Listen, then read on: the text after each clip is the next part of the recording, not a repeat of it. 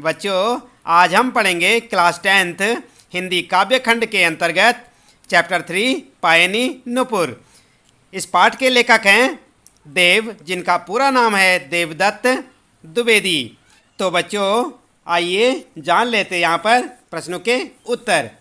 आप देख रहे हैं ना, यहाँ पर आपका पहला प्रश्न है, कवि ने बृजदूला किसके लिए प्रयुक्त किया है और उन्हें संसार रूपी मंदिर दीपक क्यों कहा है? तो आपका उत्तर होगा यहाँ पर, देव जी ने श्री बृजदूला श्री कृष्ण भगवान के लिए प्रयुक्त किया है।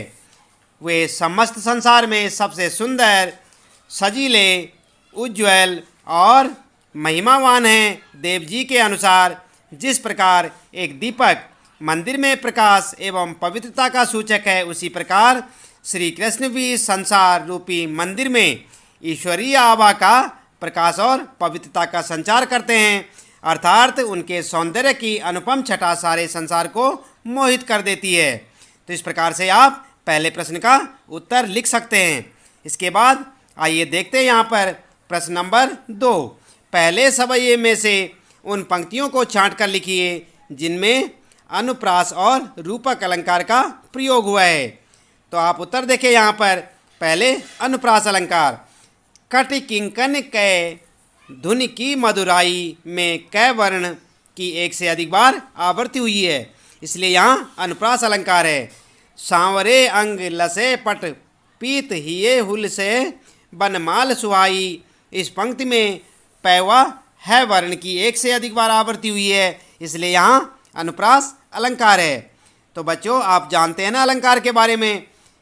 अनुप्रास अलंकार तब बनता है जब किसी अक्षर की या किसी वर्ण की बार बार आवृत्ति होती है, तो वहाँ पर अनुप्रास अलंकार होता है। हम आपको बता दें कि अलंकार से संबंधित अधिक जानकारी के लिए आप चैनल को सब्सक्राइब करें और उसमें अलंकार वाला चैप्टर पढ़ना सुनिश्चित करें।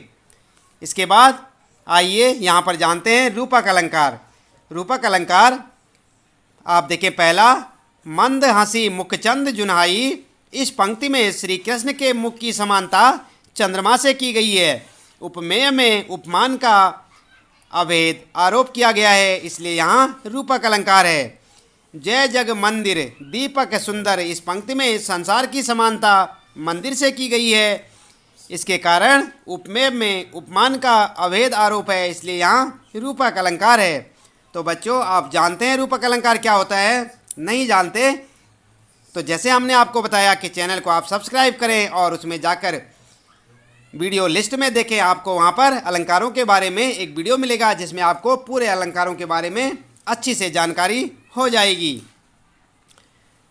इसके बाद आइए यहाँ पर देखते हैं, तीसरा प्रश्न है, निम्नलिखित पंक्तियों का काव्य सौंदर्य स्पष्ट कीजिए। पायनी नुपुर मंजू बजे, कट किंकन कै धुन की मधुराई, सांवरे अंग लसे पटपीत हिये हुल से बनमाल सुहाई। तो यहाँ पर जो आपका उत्तर होगा, आप किस प्रकार से लिखेंगे? प्रस्तुत पंक्तियाँ कवि देव द्वारा रचित सवये से ली गई हैं। इसमें देव द्वारा श्री कृष्ण के सौंदर्य का बखान किया गया है। कृष्ण के अंगों एवं आभूषणों की सुंदरता का भावपूर्ण चित्रण हुआ है। देव जी कहते हैं, श्री कृष्ण के पैरों में पायल और कमर में तगड़ी यानी कि कमरबंद जैसे किंकणी युक्त आभूषण हैं। इनके मधुर ध्वनि उत्पन्न करने से कृष्ण की चाल मानव संगीत में हो गई है।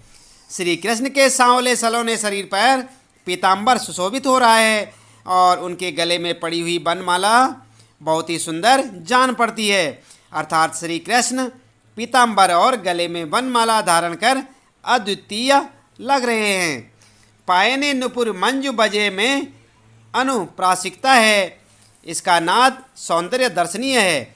उक्त पंक्तियों में कट किंकनी पटपीत हिये हुलसी में कै पै है वर्ण की एक से अधिक बार आवृत्ति के कारण अनुप्रास की अधिकता मिलती है, यानी कि यहाँ पर अनुप्रास अलंकार है। उक्त पंक्तियों में सवैया छंद का सुंदर प्रयोग है। ब्रजभाषा के प्रयोग से छंद में मधुरता का रस मिलता है। इसके बाद आइए यहाँ पर देखें चौथे प्रश्न का उत्तर। पहले पढ़ें चौथा प्रश्न की यहाँ पर क्या पूछा गया है।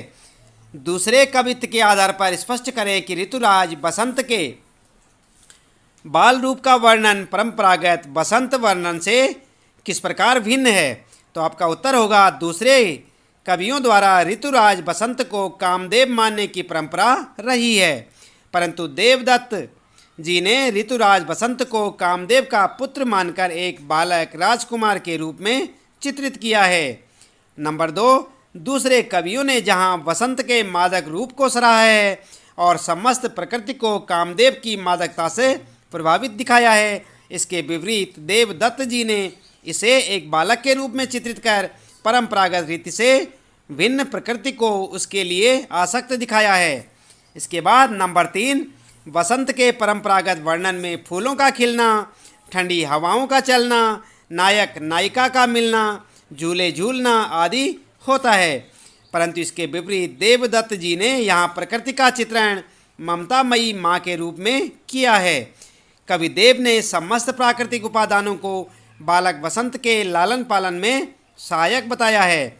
इस आधार पर कहा जा सकता है कि ऋतुराज बसंत के बाल रूप का वर्णन परंपरागत बसंत वर्णन से सर्वथा भिन्न है, यानी कि अलग है। इसके बाद बच्चों 5वां प्रश्न आपके लिए, प्रातः ही जगावत गुलाब चटकारी दे, इस पंक्ति का भाव स्पष्ट कीजिए। तो आपका उत्तर होगा प्रस्तुत पंक्तियां देवदत्त द्विवेदी द्वारा रचित सवैया से ली गई हैं। इसमें बसंत रूपी बालक का प्रकृति के माध्यम से लालन पालन करते दर्शाया गया है। इस पंक्ति के द्वारा कवि ने वसंत ऋतु की सुबह के प्राकृतिक सौंदर्य का वर्णन किया है। वसंत ऋतु को राजा कामदेव का पुत्र बताया गया है। बसंत रूपी बालक पेड़ की डाल रूपी पालने में सोया हुआ है। प्रातःकाल सुबह होने पर उसे गुलाब का फूल चुटकी बजाकर जगा रहा है।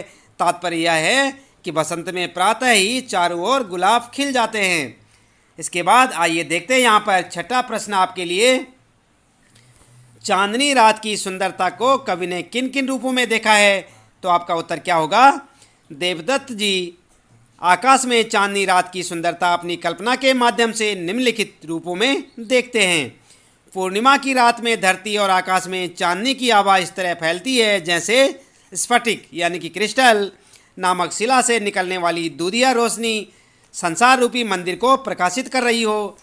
नंबर 2, देव की नज़रें जहाँ तक जाती हैं उन्हें वहाँ तक बस चांदनी ही चांदनी नजर आती है, ऐसा प्रतीत होता है मानो धरती पर दही का समुद्र हिलोरे ले रहा हो। देवदत्त के अनुसार चांदनी रूपी दही का समुंदर समस्त आकाश में उमड़ता हुआ सा नजर आ रहा है। धरती पर फैली चांदनी की रंगत फर्श पर फैले दूध के झाग के समान उज्जवल है तथा उसकी स्वच्छता और स्पष्टता दूध के बुलबुले के समान झीनी और पारदर्शी है। इसके बाद चौथा जो है पॉइंट आपके लिए, कवि देव जब चांदनी रात में आकाश को निहारते हैं तो उन्हें ऐसा भ्रम होता है मानो आकाश के तारे नायिका का वेश धारण कर अपनी सुंदरता की आभा को समस्त आकाश में बिखेर रहे हैं। इस प्रकार से आप उत्तर लिखें। इसके बाद 7वां प्रश्न आपके लिए, प्यारी राधिका को प्रतिबिंब सो लगत चंद, इस पंक्ति का भाव स्पष्ट करते हुए बताएं कि इसमें कौन सा अलंकार है। तो बच्चों यहाँ पर जो है उत्तर आपका होगा, चंद्रमा सौंदर्य का श्रेष्ठतम उदाहरण है, परंतु कवि ने राधिका की सुंदरता को चांद की सुंदरता से श्रेष्ठ दर्शाया है तथा चांद के सौंदर्य को राधिका का प्रतिबिंब मात्र बताया है। कवि कहना चाहते हैं कि राधिका की सुंदरता और उज्ज्वलता अपरंपार है। यहाँ चांद के सौंदर्य की उपमा राधा के सौंदर्य से नहीं की गई है, बल्कि चांद को राधा से हीन बताया गया है, इसलिए यहाँ व्यतिरेक अलंकार है, उपमा अलंकार नहीं। आपका ये जो कन्फ्यूजन आप ना करें, यहाँ पर जो है व्यतिरेक अलंकार है, उपमा अलंकार नहीं है। इसके बाद 8वां प्रश्न है बच्चों, तीसरे कवित्व के आधार पर बताइए कि कवि ने चांदनी रात की उज्ज्वलता का वर्णन करने के लिए किन किन उपमानों का प्रयोग किया है। तो आपका उत्तर होगा, कवि ने चांदनी रात की उज्ज्वलता का वर्णन करने के लिए स्फटिक शिला से बने मंदिर का, दही के समुद्र का, दूध जैसे झाग मोतियों की चमक का और दर्पण की स्वच्छता आदि उपमानों का प्रयोग कर कवित्व की सुंदरता में 4 चांद लगा दिए हैं। पठित कविताओं के आधार पर कवि देव की काव्यगत विशेषताएं बताएं।